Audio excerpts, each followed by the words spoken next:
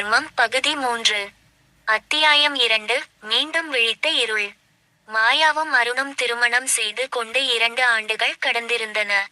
ஊரின் எல்லையில் பசுமை சூழ்ந்த ஒரு தனி வீட்டில் அவர்கள் மகிழ்ச்சியாக வாழ்ந்து வந்தனர். கடந்த காலத்தின் பயங்கர சம்பவங்கள் அனைத்தும் முடிந்து விட்டதாக அருண் நினைத்தார். மாமரம் வெட்டப்பட்டு அழிந்துவிட்டது. வீரமுத்துவும் காலநேத்திரனும் மறைந்துவிட்டனர். மரியாவின் ஆன்மாவும் விடுதலை பெற்றுவிட்டது. இனி பயப்பட எதுவுமில்லை என்று அனைவரும் நம்பினர். ஆனால் இருள் ஒருபோதும் முழுமையாக அழிவதில்லை. ஒரு மழை பெய்த இரவு. இடி மின்னலுடன் மழை. மாயா திடீரென தூக்கத்தில் இருந்து எழுந்தாள். அவளது நெற்றியில் வியர்வை வழிந்தது. அவள் ஒரு பயங்கரமான கனவு கண்டிருந்தாள். கனவில் அந்த பழைய மாடி வீடு மீண்டும் தோன்றியது.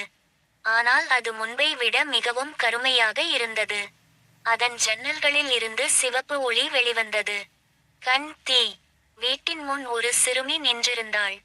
அவள் முகம் மரியாவை போல இருந்தது. மாயா என்று அந்த சிறுமி அழைத்தாள். யார் நீ என்று மாயா கேட்டாள். அந்த சிறுமி மெதுவாக சிரித்தாள். நான் மரியா இல்லை. ஆனால் நான் அவளை அறிவேன். திடீரென்று அவளது கண்கள் சிவப்பாக மாறின. கண் தீ. அவன் திரும்பி வருகிறான். அடுத்த நொடி மாயா அலறியபடி விழித்து கொண்டாள். அருண் பதறி எழுந்தார். என்னாச்சு? மாயா மூச்சு வாங்கியபடி கனவை சொன்னாள். அருணின் முகம் மாறியது. ஏனெனில் இதே வார்த்தைகளை அவர் பல ஆண்டுகளுக்கு முன்பு கேட்டிருந்தார். அவன் திரும்பி வருகிறான். அன்று இரவு மீண்டும் தூங்க முடியாமல் இருவரும் அமர்ந்திருந்தனர். அதே நேரத்தில் வீட்டின் பின்புறத்தில் இருந்து ஒரு விசித்திரமான சத்தம் கேட்டது. That that that. Arun torch விளக்கை எடுத்து கொண்டு வெளியே சென்றார். வீட்டின் பின்புறத்தில் யாரும் இல்லை.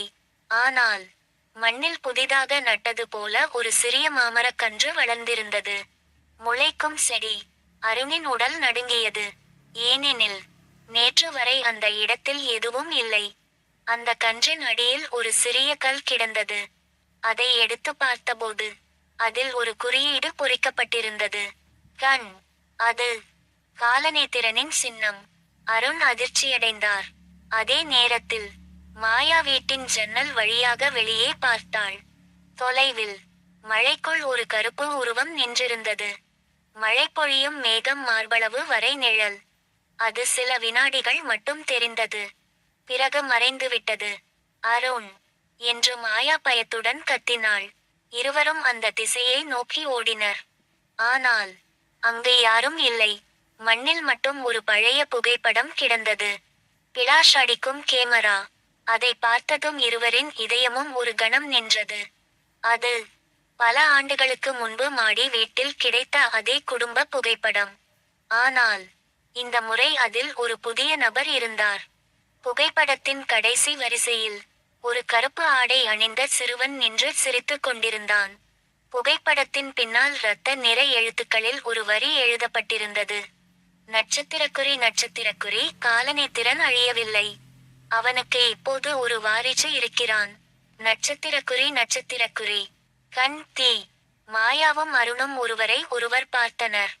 அவர்களின் அமைதியான வாழ்க்கை மீண்டும் முடிவுக்கு வந்துவிட்டது. ஏனெனில் மாமரத்தின் மர்மம் மீண்டும் தொடங்கியிருந்தது. தொடரும். அத்தியாயம் 3. காலநேத்திரனின் வாரிசு. கண் அமாவாசை. திறந்த புத்தகம். திறந்த புத்தகம். மாமரத்தின் மர்மம் பகுதி 3. அத்தியாயம் 3. வயலூரின் விடியல்.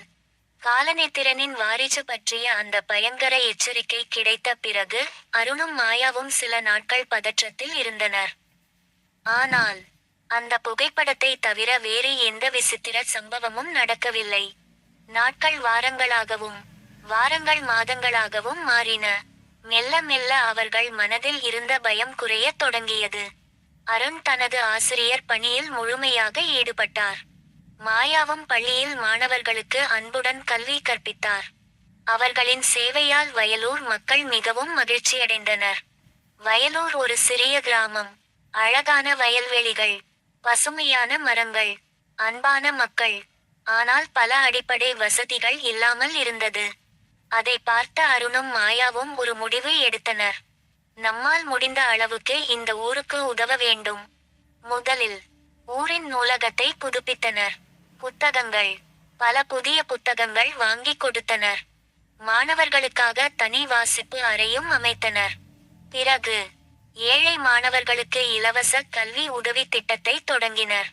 பல குழந்தைகள் முதல் முறையாக பள்ளிக்குச் செல்லத் தொடங்கினர். மாயாவின் முயற்சியால் பெண்களுக்கான சுய உதவிக்குழுக்கள் உருவாக்கப்பட்டன. பல குடும்பங்கள் பொருளாதார முன்னேற்றம் அடைந்தன. அருணின் முயற்சியால் ஊரின் பழைய குளம் சீரமைக்கப்பட்டது. கடலலை மழைநீர் சேமிப்பு திட்டங்கள் உருவாக்கப்பட்டன. வயல்கள் மீண்டும் பசுமையாக மாறின. மெல்ல வயலூர் ஒரு முன்னோடி கிராமமாக மாறியது. ஒரு நாள் ஊர் மக்கள் அனைவரும் ஒன்று கூடி அருணையும் மாயாவையும் கௌரவித்தனர். ஊர் தலைவர் பேசினார்.